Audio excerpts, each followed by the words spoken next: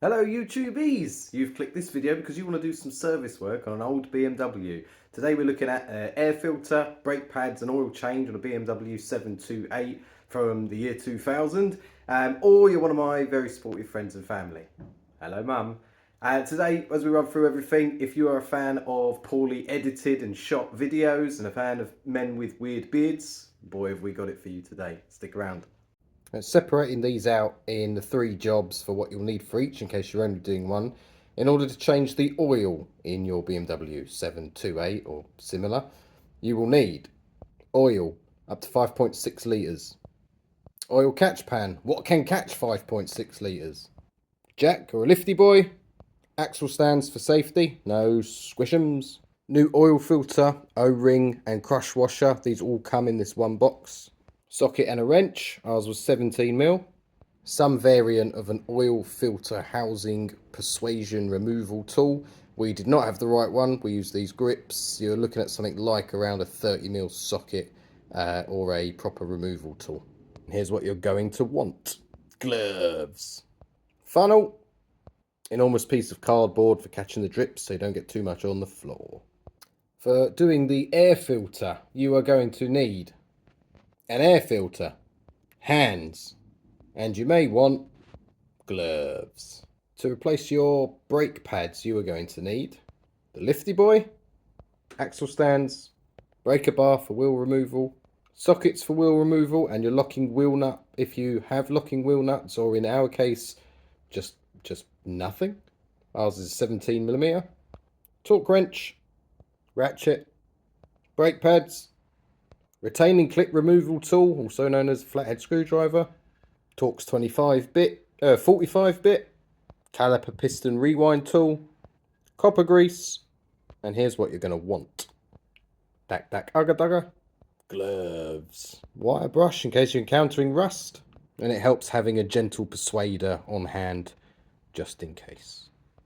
Now the audio for this was pretty savage, so redoing it, all you need to do is push in these 2 clips on the side, remove the tray that holds the filter, remove the old air filter from the tray. It's not connected with anything. Look at this one, it's pretty nasty. Yep, definitely wanted changing, probably been in there a while. And then go and get your new filter, throw that one away. So my friend William here, who owns the car, is going to be putting in a new filter. You place it into the tray, much as you took the old one out. You slide it into position. What you don't want to do is force it all the way in. He's got a very weird beard. As you can see, pull the tray back out in this case. Make sure the front forward section is all the way in and the filter is happy. The rubber is in line with the edge of the box. Slide the plastic down. You're going to then want to just give it a couple of little love taps to make sure those clips click into place, and then you are done. So to do the oil, you're going to want to jack up the car. This is where the jacking point, or what the jacking points look like on the 728. There's 4 of them, one in each corner, before and after, if you like, each wheel. We've used the jack and we've put the jack stand in. You then go underneath and you pull down this tray. It's got 2 screws on it. They were just Phillips screws. I don't know if that's how they came from factory. And then you can access the sump, which is at the bottom of the engine. You've got a good shot of William's hair here. It just unclips the tray, removes it out of the way, and we're ready to go and undo the sump nut. So this is the sump, and you can see the nut here on the side. Some cars have them at the bottom. This one has it at the side. We've snapped it off or broken it loose, if you like. Use the socket to just do some of the turning there. And then as you're removing this, push it in against where it's coming from. That will stop you getting absolutely covered in oil. And then the trick is to move it away quickly. The giveaway of when it's nearly ready is that you'll start getting the drips. As you can see now, push it in, expert level. Look at that, it's like I've done this before. And then let the oil drain out into your oil tray. Then go up top and take off the oil cap to let the air in. The next thing you're going to want to do is remove the oil filter housing. We had the incorrect tool for this. This wanted to sound like a huge 30mm socket or something. We didn't have one to hand, so we used these grips. It's just about good enough, managed to get the job done. We were slightly worried as we were undoing this that it might have been cross-threaded, or frankly it could have been on there for 20 damn years or something because it was stuck. This is what it looked like when we pulled it out, and the oil filter, which is in that surround, as you can see, definitely wanted some attention. God knows how long it had been like this, and this is the inside once the filter had been removed. So the plastic bit in the middle runs down that tube in the middle of the housing there. So we've taken the oil filter apart now. You can see the state it was in. Probably wasn't very happy, very dirty, very correct use of an old pizza box. No prizes for guessing what we had for lunch. This is what sits inside the filter housing. This bit we'll be keeping, and the cap here in the corner, which we'll come to in a second. The cap here, if you like, is where you clip this into once you've reconnected, put in the new filter. What you need to do though is remove the O-ring from this housing. There's a little cutout in the screw area. Use a screwdriver, pull it out, and then start reassembling, which is a reverse of everything that we've just done. You put this plastic piece into the filter. It's quite stiff. Once it's in, you need to wiggle it, push it. Don't need to be too gentle with this. Push it through until it's all the way up, and you'll just kind of know it's in the right place. The bit at the top ultimately will sit flush like this, and yeah, that's ready to be put back together. What you're probably going to want to do before you go ahead and put the filter back in the housing is just go and do that O-ring. So this is the new one that came with the kit. Pull it over, slide it down into place, check it's seated nicely. Then what you're going to do, get the piece you've just put together, place it in line, and you're going to push it into place. It clicks, and then it's quite happy. You feel it's right, it wants to stay together, and then it's ready to go back in the car. You then need to put a new crush washer on your sump nut. Go back to under the car where the sump bolt is. Do not fall off your undercargoer cushion like I did. Hilarious. Push the nut back into where it came from. Use your hands first so you don't cross thread it before you then put the tools on it to give it a tighten. And then, like we definitely did, go and get your torque wrench to make sure that you tighten that back up to spec. Come around to the top of the car, put the housing for the filter and the oil filter in place and tighten it. First by hand, make sure you don't cross thread it. And then you go and get, if you can, preferably the correct tools to tighten it. And then you could do it to torque as well. It doesn't need to be crazy tight, just tight enough that the oil is not going to come out. You don't want to make this an absolute pain in the butt to do next time. Good tip, use an old bottle. Put the oil that you've taken out in an old bottle to measure it. We've just got about 5 litres here, so we know we want to put about 5 litres at least back in.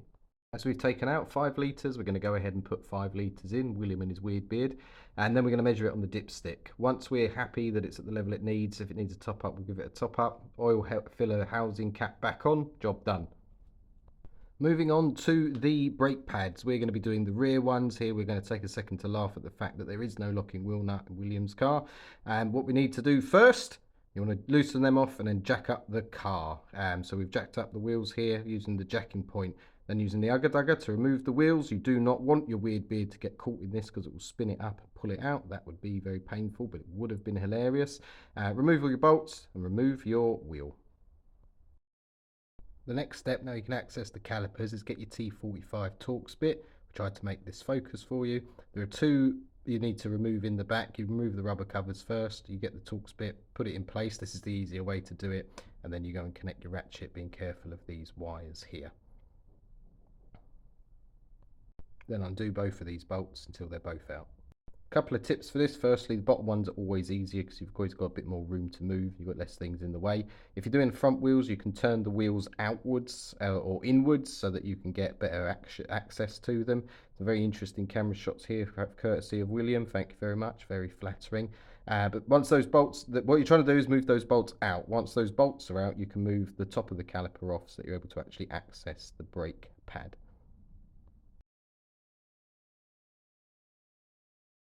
This is clearly demonstrated. William, frankly, wasn't the best cameraman, unfortunately. We'll give him some more training. We didn't get moving the retainer clip on camera, but you put the screwdriver in behind it. You prise from drum out. We found the best way. They just release, and then you're able to lift this part of the caliper, which is the top, backwards. What we're doing here is we are removing the sensor from this brake pad. This is what the old pad looked like, not a lot of meat on it, absolutely disgusting, super rusty in here. We've removed both. We're now going to put the brake caliper rewind tool in, and this is just the safer way. You don't have to use these. There's a lot of tricks people show you using spanners. For the 8 or 9 quid this cost, it's worth having. Just safely moves the piston back in the caliper in its one uniform direction without causing any scrapes and gouges on it or anything like that. It theoretically shouldn't do any damage to it. Helps if you're hench like me. You don't need to use any other tools on it. And just push that thing back. This one was particularly stiff. This is an old car. These are the new pads. Normally, you'd want to put the copper grease on here, just save you a job next time. It makes them come away a little bit easier. But these had like a Teflon coating or something on the back, which we think is like for anti-stick. So you want to always put the one that goes into the piston in first, because it has the long clip on the back, because there's a lot of issue with clearance here when you want to try and get them back on. Again, not putting any grease on these because they look like they've got some sort of non-stick back. You almost sort of drop them in place. I'm trying to show you how easy it is there, but the tabs on the end will show you where they're supposed to go, and a slightly overlap, if you like, this edge. And if you've wound the caliper back, you should now have enough clearance for it to just stick on over the brake disc. And then reverse everything you've done, and you're done. And that is how to change the air filter, oil filter, and brake pads on a BMW 728 and pretty much any old BMW bar some of the locations. If you want to see more of this kind of video, you want to see more of that car, like, comment, subscribe, maybe even you'll see William's weird beard again. Follow us on Instagram at Granty's Garage. See you in the next video. Bye-bye.